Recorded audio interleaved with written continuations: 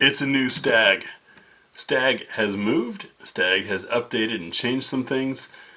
Still making awesome rifles. We're going to take a look at the Stag 15 Tactical being released the day this video is being published. Coming up next on GBGuns.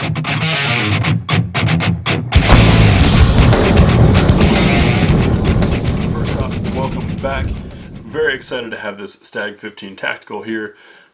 While you're thinking, it's another AR, why do I care? Want to give you a little bit of background on Stag and some of the changes that are made.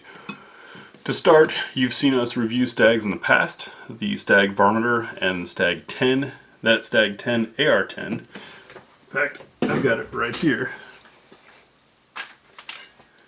This beastly guy went through a 4-day carbine course with me and ran like a dream. Love the flared magwell. This is a great performer.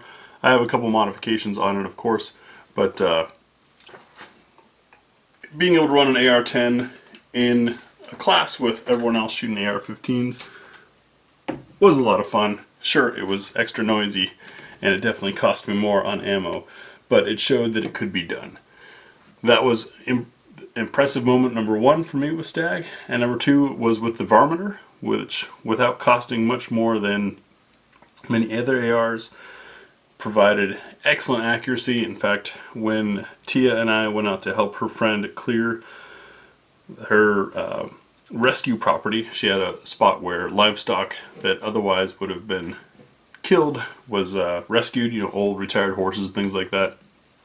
And this invasive species of ground squirrel was tearing up holes. So you imagine these poor animals go to a rescue facility and then step in these massive holes that these ground squirrels were making, go lame, and then have to be put down. It's not much of a rescue. So T and I went out there and helped clear the property of those little boogers using the Stag Varminter. Way overkill for the range we had, but still fun. Stag Arms has traditionally been in Connecticut. Connecticut is not the most business-friendly environment, and certainly not the most 2A friendly environment. And so, as part of a reboot, after some things had happened, Stag moved to probably one of the most American 2A friendly places in the country, Cheyenne, Wyoming. Getting there meant changing some staff, changing some machines, mixing things up, and so now they've got new production going. They've changed their mark and logo, and this 15 Tactical is one of the first examples. About the gun. So what makes this different or anything magical? Well, what I like about it is Stag has traditionally stuck to the basic builds, and they've decided to update things by moving in with the times.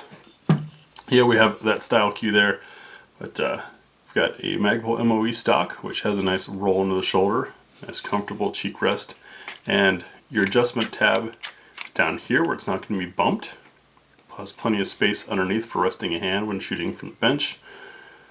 MOE trigger or pistol grip, and you'll notice that bolt carrier is beautifully black, as is the barrel. That's because in addition to the phosphate, which they're still going to offer for the traditionalists, Stag's got melanited barrel, melanited BCG, which helps accuracy wise. It's been found that melanited barrels have better accuracy potential just because chrome lining is not always evenly applied. It's very difficult to do well. Yes, it's been done forever, but the benefits of chrome lining generally aren't taken advantage of by civilian consumers. We're not shooting full auto fire, we're not shooting hundreds of thousands of rounds. Melanite is slicker, and melanite actually hardens the surface of the metal rather than adding a layer to it. So you end up with better rifling. Along with this modern M-Lock handguard, you notice the gas block is out here. That's because this is a mid-length on a 16-inch barrel, which to me tells me this is going to be a very smooth and pleasant shooter. Did notice a slight gap between handguard and receiver, not even showing up on camera, so not really a big deal. Love the style of this handguard here, and you'll notice that the rail is relieved through the middle, which helps cut down on a little bit of unnecessary weight. I mean, how many of us use all of this rail space, right? Unless you're a mall ninja, you slap it on 1 or 2 accessories, that's it. So that helps cut down on weight a little bit. Makes for a good fighting weight rifle. Everything else is generally built to mil spec. Pop this open and we'll take a look at the bolt carrier group. I do want to add something I noticed in this lower receiver. Just separate the upper here. It's a tight fit. Come on.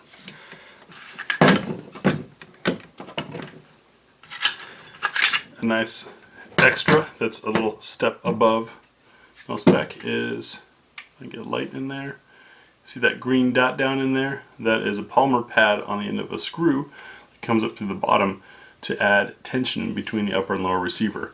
It did not come threaded up to create tension out of the box, but can be adjusted if you want. And we have an H buffer. H buffer on a mid-length gas system, that's going to be soft.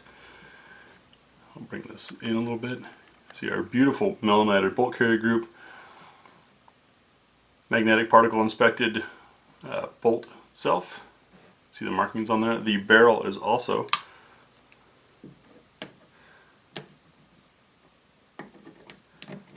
get that pin out so we can take a look at our bolt itself.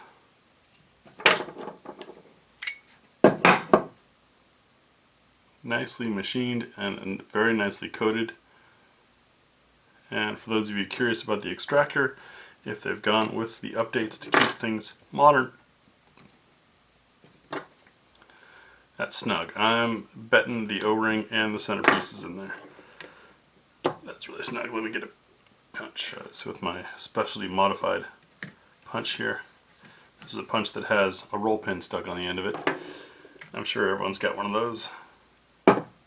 Yep, and we've got the donut and the polymer insert on that there. So everything is modern versus your traditional classic build, which means no need for upgrades off the bat. If you're looking for top current performance, that's going to require some tension. Okay, we got that back together. Required some authority. When there's both the polyurethane snub or stub inside plus the donut, it can be a little difficult to compress sometimes. So we will get this to the range. This gun is actually in for a magazine article that hopefully we'll be printing not too long after this video or our second video publishes, since I'm filming this a few months in advance of the release. But I've never had an issue with any Stag rifle. Everyone I know that's owned a Stag rifle has been impressed and loved their gun. I'm expecting the same quality and experience with this new 15 Tactical as I've had in the past. Really looking forward to experiencing that mid-length gas and H buffer combo as far as a soft shooter. Are these the cheapest ARs out there? No. But as you saw, you're getting a few nice little improvements, a little slight here and there touches that you don't get on your bargain basement ARs, and generally that makes for a smoother, better shooter. Very proud and of Stag for moving to Wyoming, getting out of Connecticut and showing politicians, okay, if you don't believe in the Constitution or our nation, we don't believe in you. Moving to a state that does support it and bringing with it all of those jobs and all of that revenue, as well as taking those jobs and that revenue away from states that no longer belong in the Union.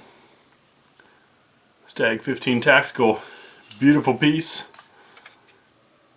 By the time you see this, we'll likely have the shooting impressions video done and the article already out there. Look for it in Tactical Life magazine. Thanks for watching.